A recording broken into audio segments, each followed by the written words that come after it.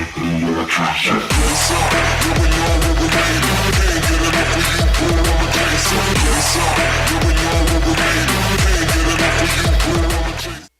good, Bears? Welcome back to Kickin. Coming up, we take a look at the orchestra trip to Disney, an interview with swimmer Reed Ray, video games, and Ethan Sak.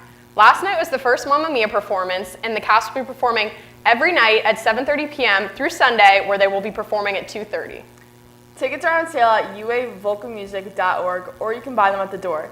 Prices range from $12 to $16 each. They urgently need ushers for the 3 remaining shows, so you can specifically for tonight and tomorrow's shows. Sign up at the Little Theater if you are available. Last week, the architecture firm in charge of building the new high school released the virtual tour of the new building on the UHS Facebook page, as well as on the Upper Arlington Schools website. Pictures can also be seen at the attendance office, and ground is scheduled to break on March 10th. The new high school will bring much needed changes, such as a more climate-controlled orchestra classroom.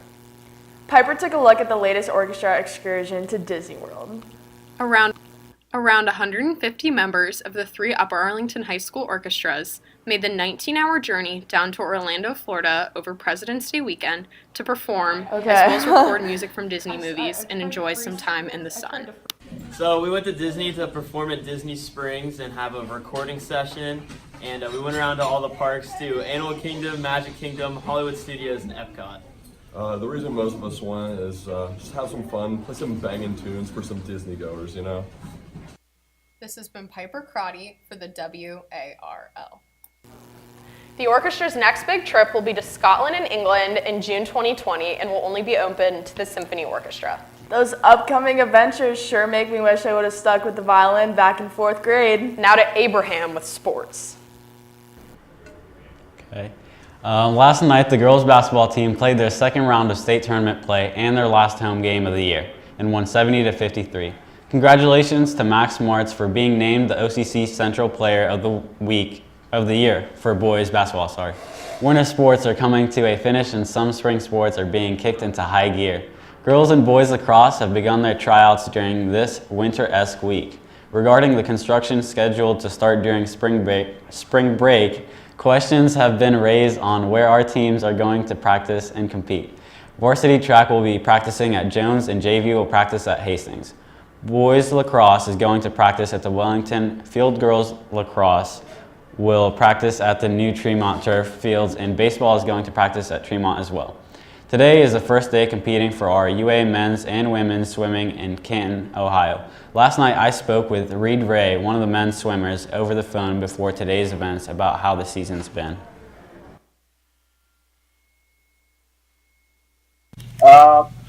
Swim team's pretty good. It's been a long, hard season, but hopefully it's going to pay off this weekend. Okay. Lots of swims.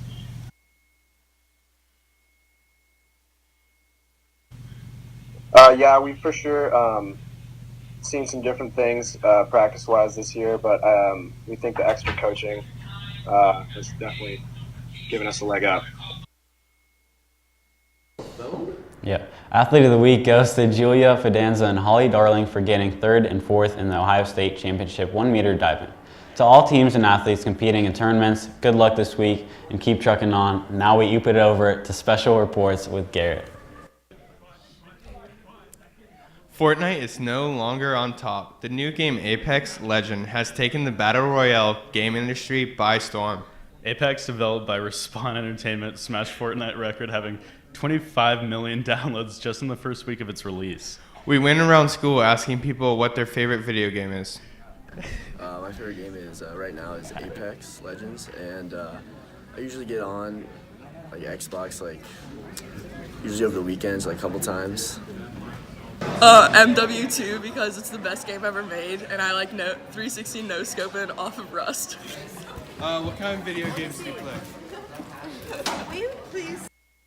A new college football game out on the market in 2020. The game will not be made by EA, and there will be no real colleges or college athletes. However, they will be continuing game modes such as Dynasty and Road to Glory. Nothing will ever compare to the NCAA 14, though. And now to Lifestyle News. Ooga Booga Bears, I welcome you back to the couch. I am Sam. Samsung revealed the Galaxy Fold on Wednesday, a phone that doubles its size to 7.3 inches when unfolded. It also has 6 cameras and up to 512 gigabytes of storage. The new phone debuted at a very handsome price, with the cost being $1,980.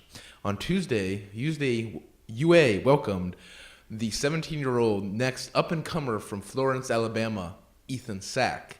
Garrett and I got a chance to take Ethan out to lunch, and Macy caught up with him for an interview. On Tuesday, February 19th, the next big thing, Ethan Sak came and performed in our very own little theater. He performed with his band members, Colin James on the guitar, and on the percussions, Thomas Silvers. Ethan is a 17-year-old from Muscle Shoals, Alabama. Here's a sneak peek at one of his new upcoming singles. It took me just a second, but I asked you for your name. You were the one I've been looking for my whole life. Fade into white, we were the perfect strangers. Ethan shared some words of encouragement to the fans. Just enjoy it. I mean, when I just want people to feel my music, because that's primarily what I've written it for. You know, I play Perfect Strangers, and that's all good and happy. Make My Heart Go makes you feel, but it's definitely a pop song. Love Me So Good is pretty cool. It's a groove. But when I say feel, I write a lot more artistic and sadder stuff at the same time. And I'd love to get that out there finally, to where people can just appreciate it and take it into their lives to mean whatever they need it to mean. This has been Macy Spielman reporting for the WARL. Go Bears. Bears, let us know if you want to see more up-and-coming artists perform here at the high school by voting on our Twitter poll at @live_UA. Remember to celebrate National Cook a Sweet Potato Day, Bears. That is all from me today. Now to Lily Mosenpour and Zachary Weimer for What's Up with UA Idea Day. Hi, I'm Lily Mosenpour. And I am Zachary Weimer, and we are the promotions directors for UA Idea Day, which will be held on March 22nd. This Monday, the UA Idea Day website will go live with information regarding all the speakers and sessions that will be offered. This year, students will have the opportunity to fully customize their day with sessions in both the morning and afternoon to choose from. Once again, we will be offering sessions off-site. Students that do sign up for an off-site session will need to complete a permission slip through the e-portal on PowerSchool, which will be available after sign-ups close on March 5th. Do you want to talk about the commercial? Okay, during the lunch period on Idea Day, there'll be a variety of activities such as fort building, urban zen, time to talk one-on-one with speakers, an office watch party, and so much more. There will also be an option to skip the line and pre-order your lunch when you sign up for your session. Stay tuned for a finalized list of lunch options and activities leading up to March 22nd. In addition, our social media is giving away 2 $15 Target gift cards, so check out our Instagram and Twitter at UA Idea Day for giveaway entry details. The winners will be announced next week on Kickin. We hope you're excited for this year's Idea Day to be even better than last. Now back to Maine.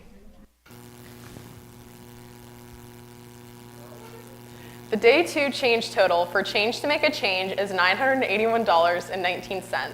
All donated money will go to support Huckleberry House, which is a teen crisis center. In the class competition, Miss Niecamp's class is currently in first place with a total of $144.10. Miss Erickson's class is in second place with $64.42. Mr. Wanger's class is in third place with $54.10. Frau Fellinger's class is in fourth place with $47.34, and Mr. Schuster's class is in fifth place with $40.18. Keep it up, Bears. We have 2 days left to go.